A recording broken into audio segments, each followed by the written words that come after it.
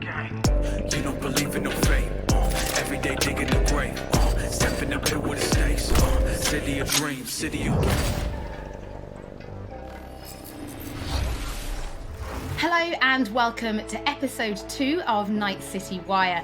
This is the show from us at CD Projekt Red, where we talk about all things Cyberpunk 2077. In today's episode, we're going to be deep diving into Life Paths and showing you a brand new gameplay video, as well as having a chat to Philip from our Quest team. Then we're going behind the scenes and taking a look at how Refused are bringing the band Samurai to life.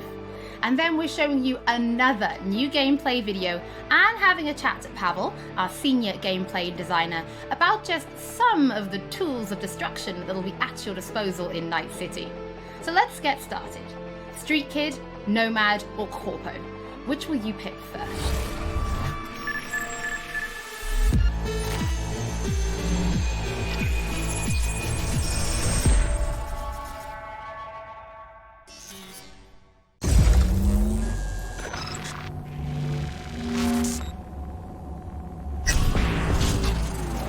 Well, who do we have here? Grew up in Haywood. Whole street was my family. Neighbors helped each other out. Thought nothing of it. I'm pleased to see you have not forgotten your roots. Born here, live here, die here. Childhood memories. Hopping buildings, running away from badges. Iron tasted blood from a split lip. Motherfucker! Got everybody fighting for a slice of the street. Get the fuck out of Vista. If you keep getting jumped, you find some stronger choosers. Do you want to spend the rest of your days blasting scabs? Or become a legend overnight? We have arrived. The Major. Ready to get your cherry bobbed? Yeah, come on!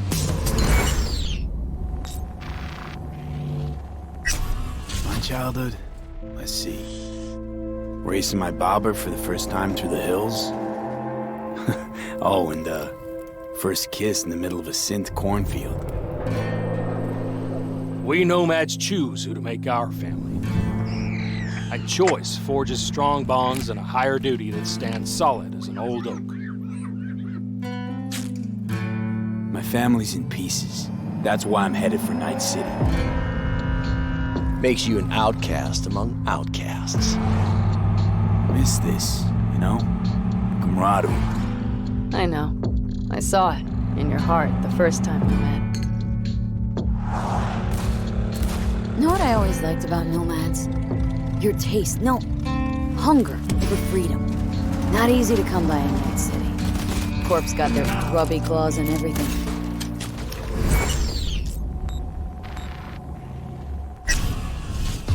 I have those reports you asked for. They were supposed to be ready yesterday. The world's going to tear us apart when the word gets around. The world's never going to find out. If I go down, you're going down with me. No! I'm not fucking joking! This isn't a request, V. But no way you're fucked, right? You're the one who fixes other people's shit. If you work in Arasaka counter intel, you're always fucked. Today, they got you to zero somebody. Tomorrow, they'll get somebody else to zero you.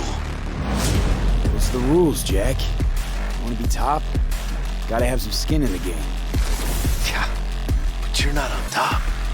Saburo Arasaka is. And you're the pendejo who keeps him there. Work for yourself, live for yourself. That's the only way.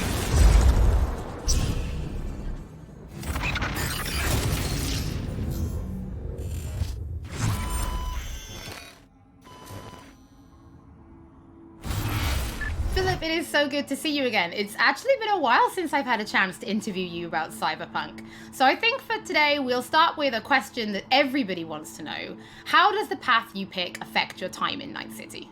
It actually affects your time quite a lot throughout the whole game, but let's start at the beginning, because basically our game has 3 different starts depending on your life path.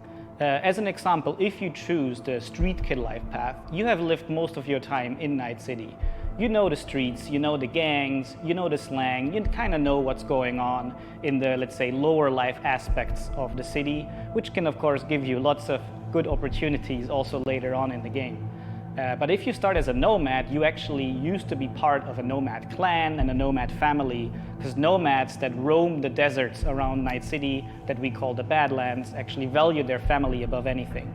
But for one reason or another, you actually left that family behind, and now the beginning of the game for you will actually be how to get into Night City and how to make a new life there. Then you can also choose to actually be a corpo and choose the corporate life path. And that basically means that you're not at home in the streets of Night City or in the deserts of the Badlands, but actually inside a boardroom, because you rose the corporate ladder of the Arasaka Corporation, which basically gives you the ability to sometimes, read between the lines, read people when they're trying to do business, which of course can give you many nice opportunities later on.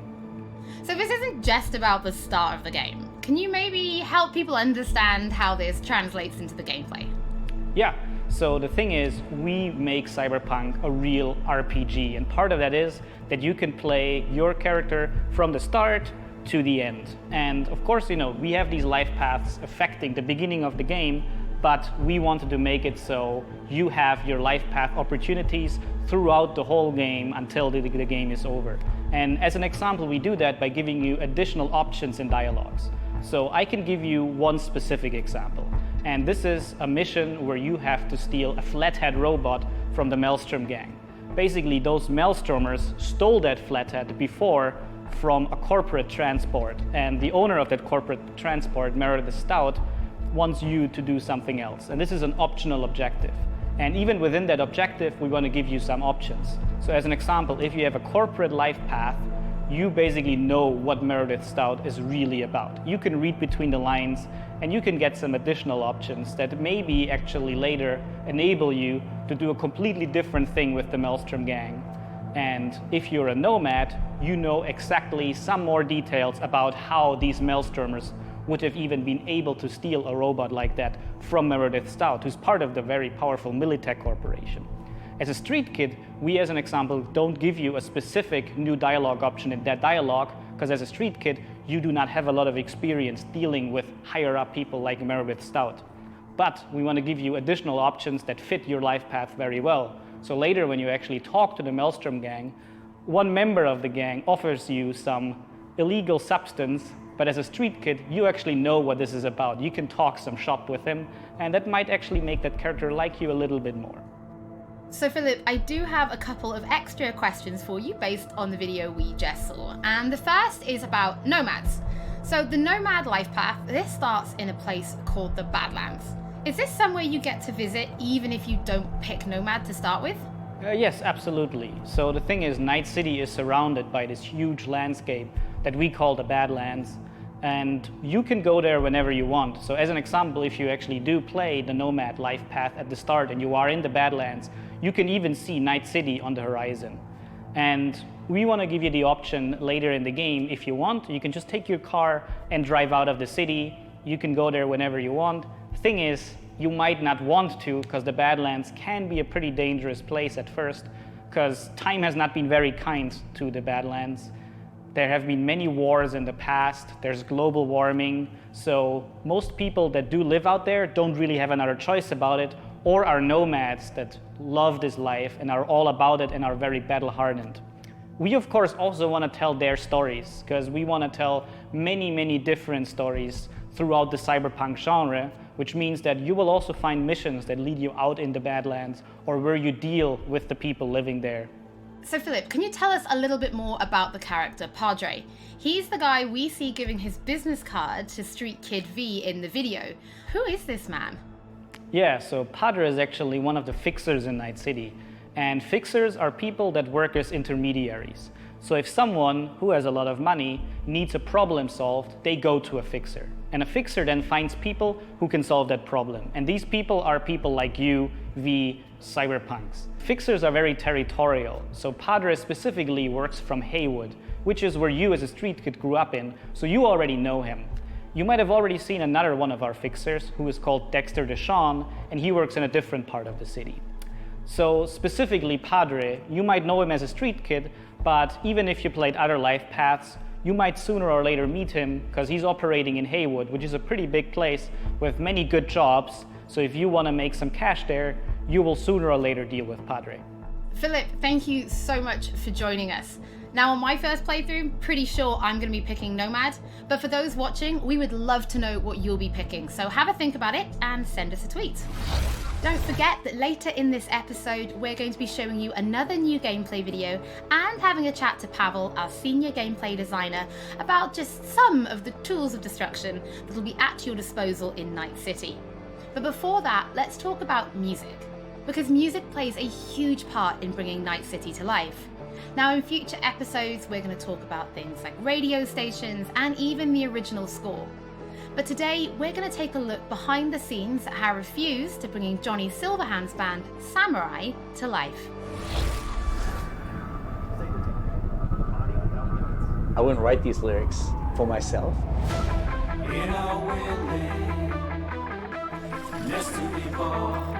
So it's kind of interesting to get into like the mindset of who is this character and what would they write about, or what's their agenda.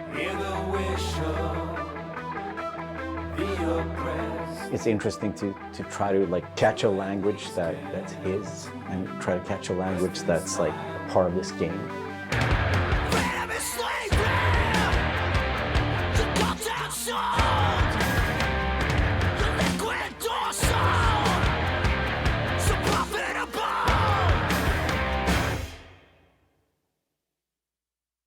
There is a reason why we're here.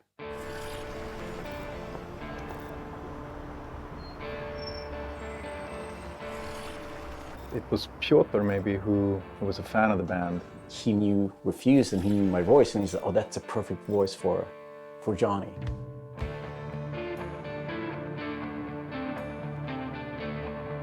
And that they wanted, I guess, a sound that was a bit contemporary from when Johnny's supposed to have had the band, because he's sort of like an anti-establishment kind of guy. Gonna drag a corporal rat on stage, make him kneel, douse him with gas, and light him up? So of course there are things that you can relate to, and like just like this outcast and this rebel that's fighting against like the corporals, and that's definitely something that's been a part of my life and a part of Refused life. We came out of the punk rock scene of northern Sweden. He's like the future version of us, you know?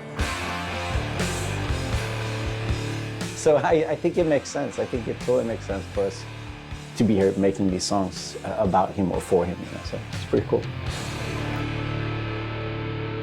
Yeah. No trills. But yeah, but like wide vibrato.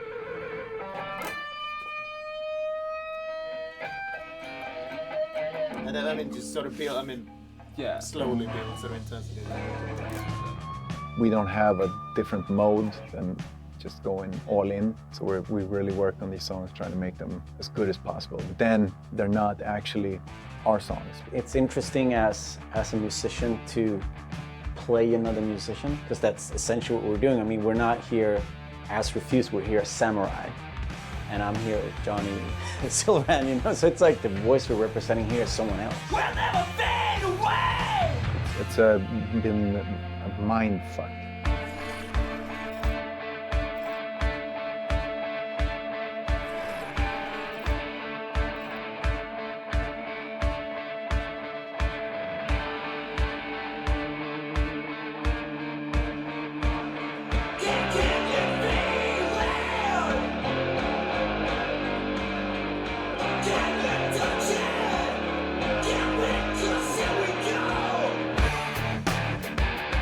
I mean, the shouting in itself is just like second nature to me, because I've been doing this for a very long time. But then when someone comes in and says, I'm happy with everything except for Azza Lim. Again, it's Azza. Azza. Okay. The shouting's great, but think of that accent, or think of that like enunciation. It's a bit weird because it's a very different way of singing when you're screaming like that, and it's hard to sort of swallowing some syllables there. Adjust your accent. Oh yeah, just try it again. So it's been a bit kind of frustrating. It wasn't horrible, but it wasn't great.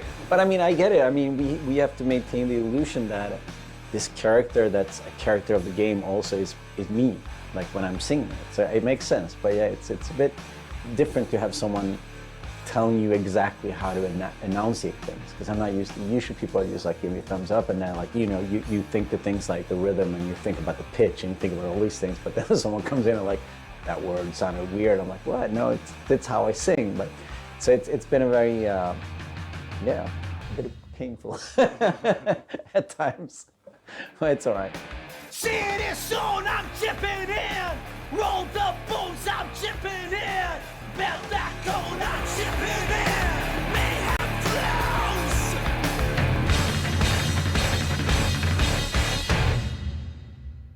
It's a very interesting thing to be part of. As a person that's not a gamer, I don't think I fully understand the impact that this might have. If people like these songs and if people are excited, then that's going to be great. I mean, we are spending a lot of times trying to get this right, trying to get it to sound like, you know, like Samurai would sound, you know. So it's quite interesting. It's a very different way of making music, actually.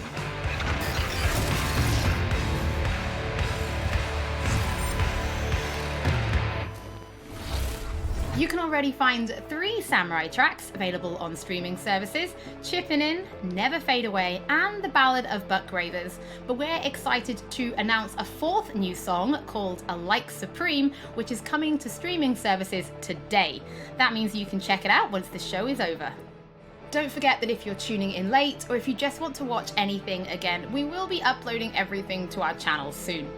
Next up, Pavel and I are going to introduce you to some creative ways that you can solve problems in Night City.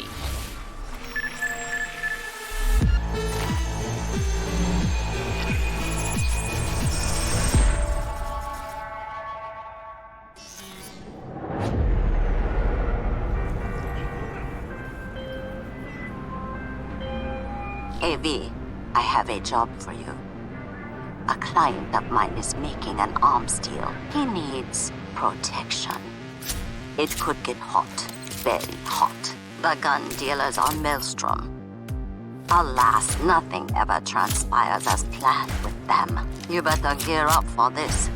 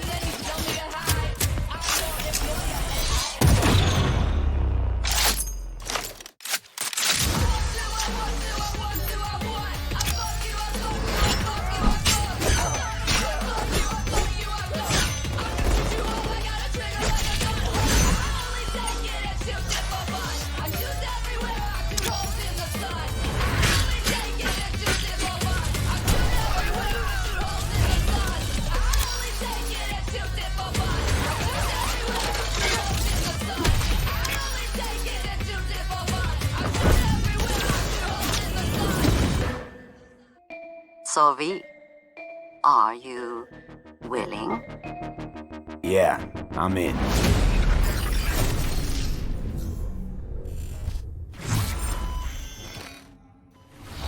Pavel, thank you so much for joining me. Now, there was an awful lot in that video, right? Because it's more than just guns. Absolutely. We have melee weapons, we have ranged weapons, we have cyberware, we have offensive cyberware, defensive cyberware, armor. We could talk for hours and hours about this stuff. I think just for today's episode, we should keep it simple and let's just talk about guns. Can you tell us the different types of guns that will be in the game? So we have 3 distinct types of guns in our game. We have power weapons, we have tech weapons, and we have smart weapons. Now, power weapons are the most similar to contemporary weapons. One thing they can do, which normal weapons cannot, is ricochet bullets off of surfaces. So you can hit somebody hiding behind cover or hiding behind a wall. Now, tech weapons, on the other hand, use electromagnetic power to propel a fully metal projectile to extreme velocities. What that allows them to do is to punch through cover or punch through walls to hit somebody who's not even aware that you're there. Smart weapons use guided missile technology to actually track targets in real time.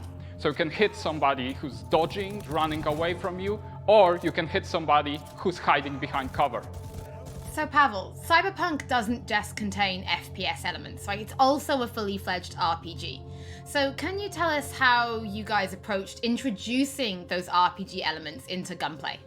So I can tell you one thing, Holly, it wasn't easy to merge those two elements together. Now, we've spent a considerable amount of time merging the RPG and FPP side of our game. What the player will experience is that V changes from a small-time mercenary to a legend in the world of Night City.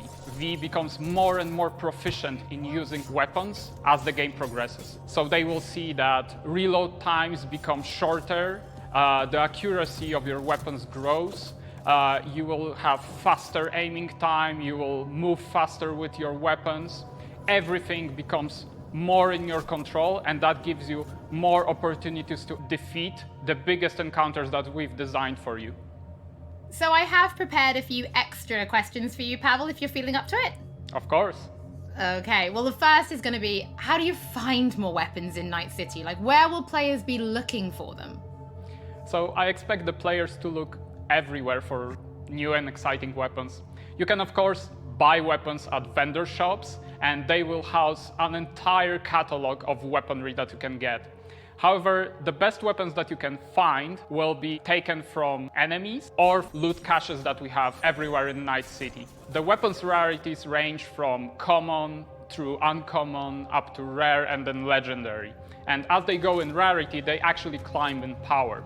However, legendary weapons are very specific in such a way that they possess unique abilities that you will find on no other weapons in the game. The players will actually need to make some tough choices to find some legendary weapons, because maybe they need to choose whether to kill a person who holds the legendary weapons that they want, or to spare them because they like them as a character. So next question, let's talk about weapon modifications. What mods can people give to their weapons in Night City? So we have two types of modifications in the game. One of them would be modifications that we call attachments. So these would be scopes and silencers, and you can see them actually being attached to your weapon as you're playing the game. They give you statistics advantage, and they give you more opportunities in gameplay.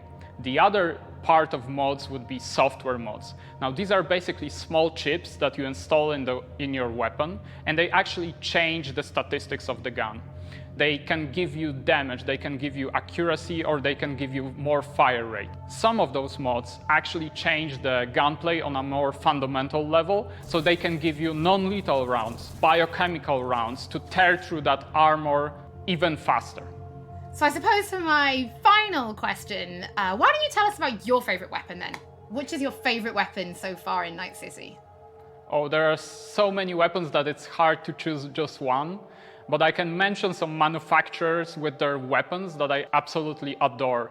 The first manufacturer would be Tsunami Defense Systems, who produces the sniper rifle Nekomata. That's a tech sniper rifle. That means that it can pierce through walls. So you can actually hit somebody who's hiding behind cover or who doesn't even know you're there. Of course, I also like a close quarters approach. And what that needs is a shotgun. One of the shotguns that we have in the game is Budget Arms Carnage. Now, that thing is cast from pure steel, and it weighs a ton. However, you can cut a person clean in half with it. Another shotgun that I absolutely love, it's for a more refined approach, I would say, is a smart shotgun, Kangtao Zhuo. That thing has 8 barrels, and that means it can track 8 targets independently. Now, killing an entire room was never simpler. Pavel, thank you so much for joining me. Thank you for having me. I'm actually pretty interested to see what kind of weapons people discover when they play Cyberpunk for themselves. Before we end episode 2, this is a reminder that those who wish to dive deeper into the lore can now pick up The World of Cyberpunk 2077. This is a brand new book created in collaboration with Dark Horse Books that will give you an extensive look at what makes Night City tick before jumping into the game this November. That is it for today's episode. Thank you so much for joining us. Don't forget that if you've missed anything or if you just want to watch again, we will be uploading everything to our channels shortly. Thank you so much for tuning in, and we'll be back with Night City Wire Episode 3 soon.